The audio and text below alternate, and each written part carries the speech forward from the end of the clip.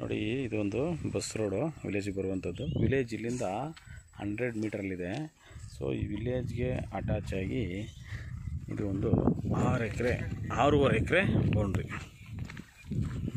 So ಇದು entrance ಲ್ಯಾಂಡ್ಗೆ. Gate ಇಟ್ಟಿದ್ದಾರೆ. ಮತ್ತು ಇದು ರಸ್ತೆನ ಖರೀದಿ ಮಾಡಿದ್ದಾರೆ. ಲೆಫ್ಟು ರೈಟು ಕಲ್ಕುಚ್ಚ ಹಾಕಿದ್ದಾರಲ್ಲ, ಈಗ ಸೆಂಟ್ರಲ್ಲಿ ಇದು ರಸ್ತೆ. ಲ್ಯಾಂಡು ತೋರಿಸ್ತೀನಿ ಒಳಗಡೆ. ಸೊ ಈಗ ಒಳಗಡೆ ಬಂದಮೇಲೆ ನೋಡಿ, ಫೆನ್ಸಿಂಗ್ ಆಗಿದೆ, ಕಲ್ಕುಚ್ಚ ಹಾಕಿದೆ. ಸೊ ಒಟ್ಟು 6 ಎಕರೆ 25 ಗುಂಟೆ ಬೌಂಡ್ರಿ.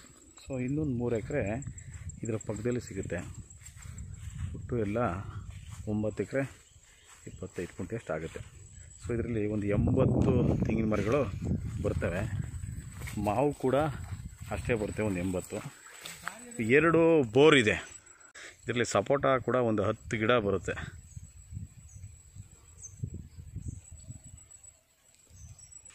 ಸಾಯಿಲ್ ಬಂದು ರೆಡ್ ಇದೆ. ಸೊ ನಮಗೆ ಇಲ್ಲಿಂದ ಕನಕಪುರ 21 ಕಿಲೋಮೀಟ್ರ್ ಆಗುತ್ತೆ.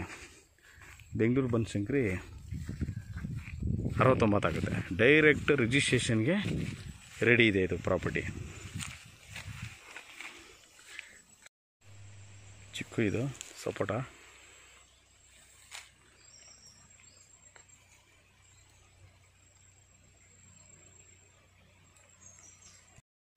ಸೊ ಇದು ಪವರ್ ಬಾಕ್ಸು.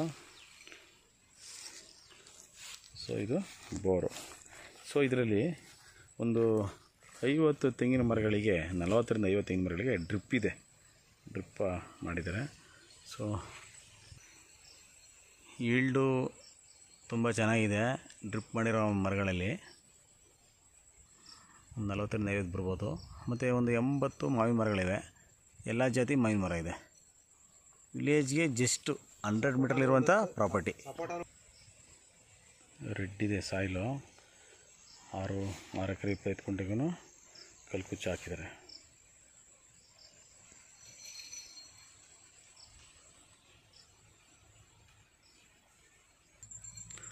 ಮರಗಳಲ್ಲಿ ಒಳ್ಳೆ ತಾಕತ್ತಿದೆ. ನಾಟಿ ಮರಗಳು ತುಂಬ ಚೆನ್ನಾಗಿದೆ. ಈಲ್ಡು ಸೈಜ್ ಇದೆ ತೆಂಗಿನಕಾಯಿ. ಒಂದಷ್ಟು ಎಂಟಿ ಲ್ಯಾಂಡ್ ಕೂಡ ಇದೆ. ಸಾಯಿಲ್ ನೋಡಿ ರೆಡ್ ಇದೆ.